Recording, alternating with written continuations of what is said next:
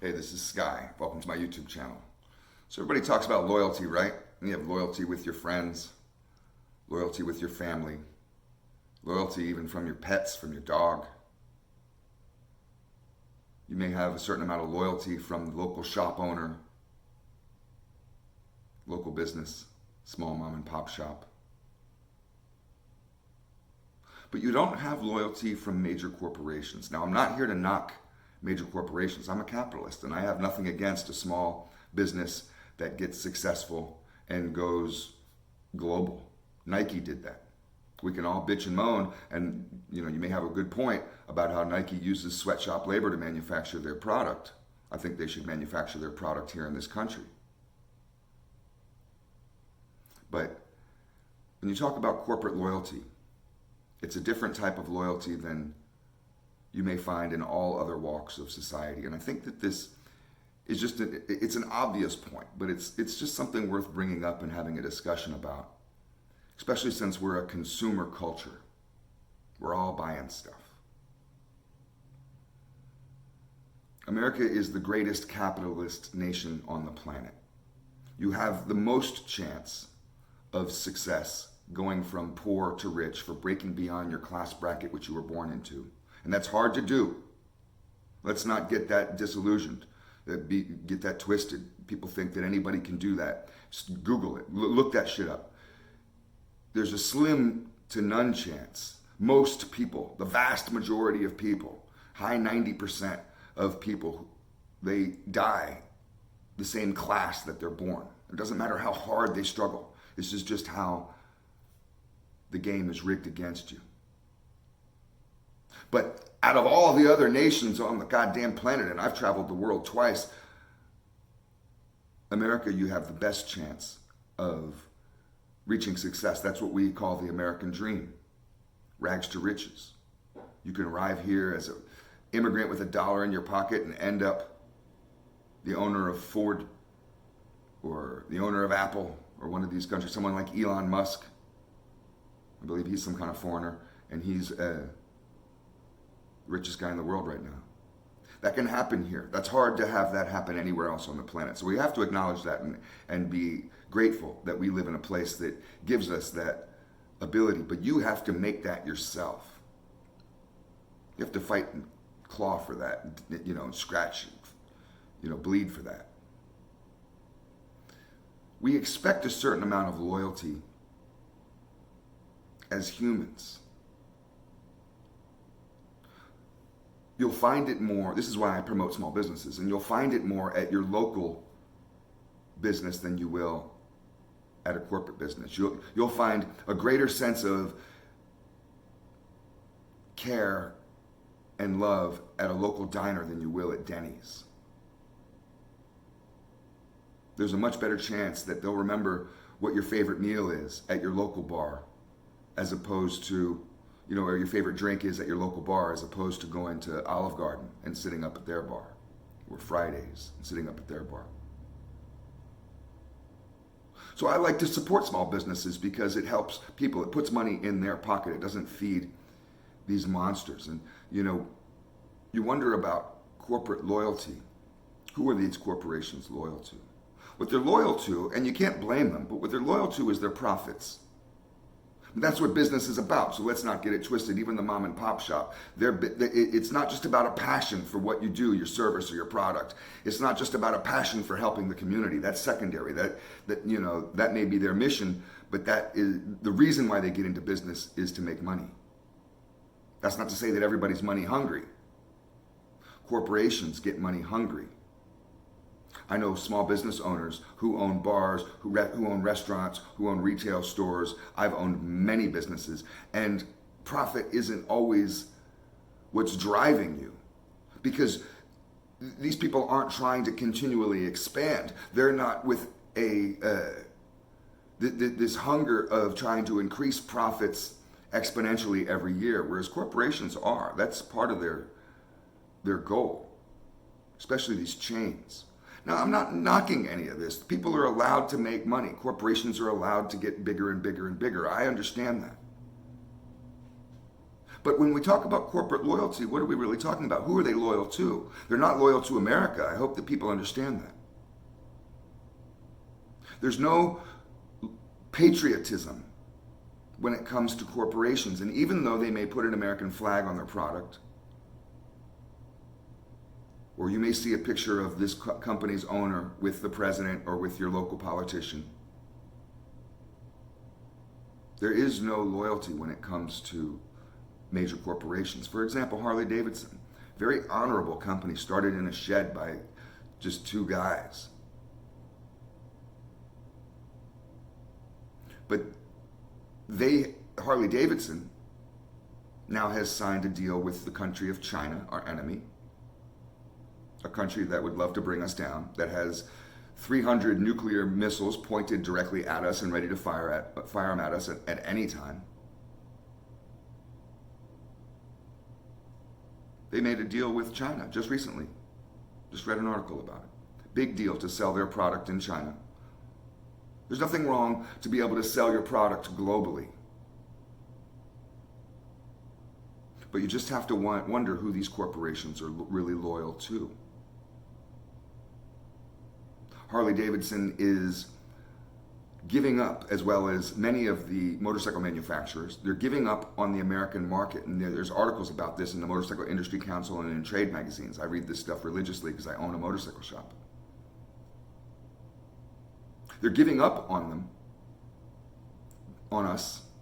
These companies like Harley-Davidson are giving up on us because the profits aren't there. You know where the profits are in the motorcycle industry right now is in Asia, particularly in the country of India. India has the biggest population on the planet. And these motherfuckers ride motorcycles. They love motorcycles in India. You look at pictures of New Delhi and some of these cities in India. Shit, a small town in India has 1 million people in it. That's a small town. There's so many people there. You'll see just oceans of scooters and motorcycles and two-wheeled vehicles. Not here. America is still a baby boomer driven industry with the motorcycle industry. It's baby boomers mostly. I don't care if you know somebody who's younger. I'm Generation X. I own a motorcycle shop. I have several motorcycles just in the other room. There's not enough of us to keep an industry alive. It's the baby boomers that drive the industry in America and always have since the Easy Rider movie came out, and they still do to this very day. And that target market is dying, literally. There's more baby boomers retiring and selling their bikes and never riding again than there are baby boomers buying bikes. And Harley-Davidson has failed, and they admit this. There's all kinds of articles. They have a new CEO, and he is baffled on what to do. They're all like chickens running around with their heads cut off, baffled on how to sell their product in America. A Harley-Davidson, go up to the dealership, could cost you $60,000. It's going to be full of speakers. They don't even tell you about the engine anymore. They used to tell you all about the mechanics of it.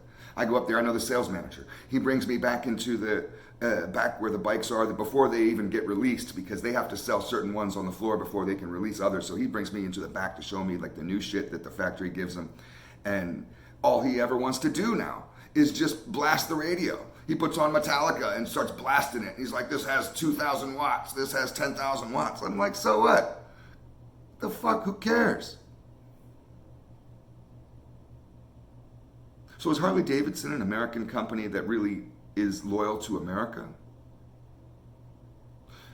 It's just a question. We can go down the line with many companies like that. What about Nike? Nike has a great history of starting their company in a garage. This guy was just selling his tennis shoes basically out of the back of his car, so to speak, and out of his house, and became Nike, became the biggest tennis shoe company on the planet. They have factories all over the globe, especially in Asia. The reason why they don't have any factories here in America, and there's not a single Air Jordan made in America, is because you have to pay our laborers too much. You can pay third world motherfuckers nothing.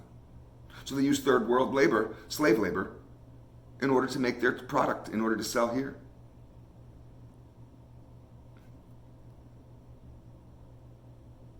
It's just an interesting idea of where the loyalty is. America used to be the greatest manufacturing nation on the planet. Why can't we make shoes here and sell them everywhere else? because it's all about profits. That's the number one goal. When profits come into it, it doesn't matter. When we're talking about a major corporation, they'll shut down a branch. There could be 1,000 people working at a grocery store. They just shut down a grocery store near me. You know, it's a couple miles away in the next town over, but it's some, I live in a small area, so it's near me. They just shut that down. How many people do you think work in a grocery store? 200, 300, 400, 500? I don't know, but that's a lot. It's a big grocery store. A lot of motherfuckers work there. They shut that shit down. They don't care. This corporation doesn't give a fuck about any of those workers. It's about their profits. When a small mom and pop shop, when a small market is having a bad year, they stick it out. They may have bad 2 years. They may have a bad decade, but they have people depending on them. The old lady who lives around the corner that can't drive, that will walk there to shop, the owner of that market cares about her and is like, I have to stay open for people like that. For Mrs. Johnson or whatever, for the bag boys and the people that work there. They may have kids, they may have lives, and most certainly do, and they want to stay open in order to help them. These people will go without. I've done this as a business owner, where I haven't taken a paycheck for several months in a row. I'm literally working for free. I'll be the hardest working motherfucker in the room. I'm stressed about everything going on. I'm paying all the bills on loans and trying to and paying my employees just because I want to keep this alive so people have a livelihood. That's a small business mentality. A corporation has none of that. They will shut that Starbucks down the second those profits dip. And that doesn't mean they're not making profits. It just means they can have a couple quarters in a row or a year or so in a row. And then all of a sudden they just pull that fucking, that's what happened to the grocery store up there. Every time I drove by there was tons of cars in the parking lot. They shut that shit down because it wasn't making enough profits. So are corporations really loyal? We have plenty of examples of corporations that will sell their products to both sides of a conflict. There could be a war going on. And these corporations are selling products to both sides of it because both sides are buying and it's just about selling. And who cares?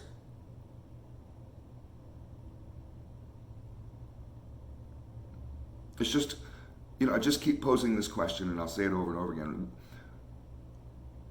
Where's the loyalty in these globalized corporations? Do they have loyalty? Is there loyalty in globalization? Coca-Cola. Everybody loves sodas. They're big in the Middle East. In fact, they employ thousands and thousands of Arabs at their Coca-Cola plants in the Middle East. Coca-Cola plays both sides of the Palestinian and the Israel conflict. Coca-Cola loves the fact that the Palestinians are desperate because it means that they can employ them for cheap at their factories. And they love the fact that the Israelis are rich because they can sell them a Coca-Cola costs a lot over in Israel, and the Israelis like soda. I'm not trying to get into the Palestinian and Israel debate. I don't care which one becomes a state, or I don't care if every Jew in Israel goes back to Poland and Russia. The fucking Holocaust is over. I don't care if they want to have a Zionist state. Let them. They fought for that land. Let them. I don't care. I don't care if Palestine, I've driven through Palestine. I don't care if Palestine is a shithole, and it is. I don't care if they're living in walled-in cities and they're being brutalized, and I don't care. Many of them are terrorists. Look at the PLO.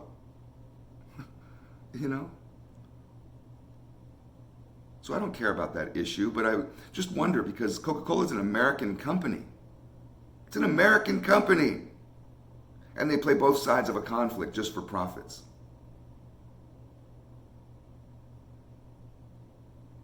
I mean, what happened to this country where we used to manufacture stuff here? I thought I was doing a righteous job the other week. It was a couple weeks ago. I was out at the flea market. At the flea market here, they have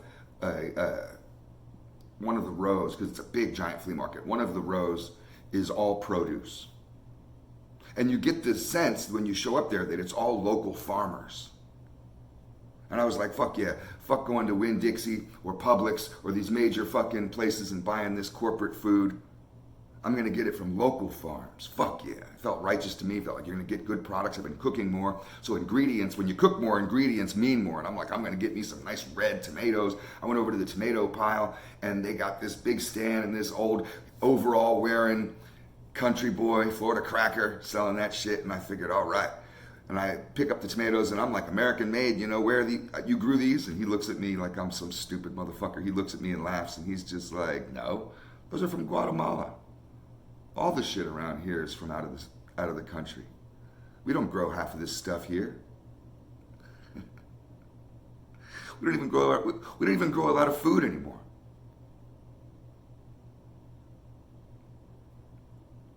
It's just interesting to wonder, where is the loyalty? You have corporate farms that have shut down small farms. It's hard to find a small farm. It's hard. Sure, there are small farms in the state that I live in Florida, and they grow produce. We grow oranges here. We do grow stuff here. But the large corporate farms are taking the food that they grow here and selling them in other countries, playing this globalization game. Meanwhile, starvation is huge here. Childhood starvation is massive in the state of Florida. There's children in the state of Florida starving to death, American children starving to death in the state of Florida. And meanwhile, we're just sending tons and tons and tons of produce overseas for profit. And there's nothing wrong with capitalism. There's nothing wrong with making money. I'm just wondering where the loyalty is. Just a question. Thanks for watching.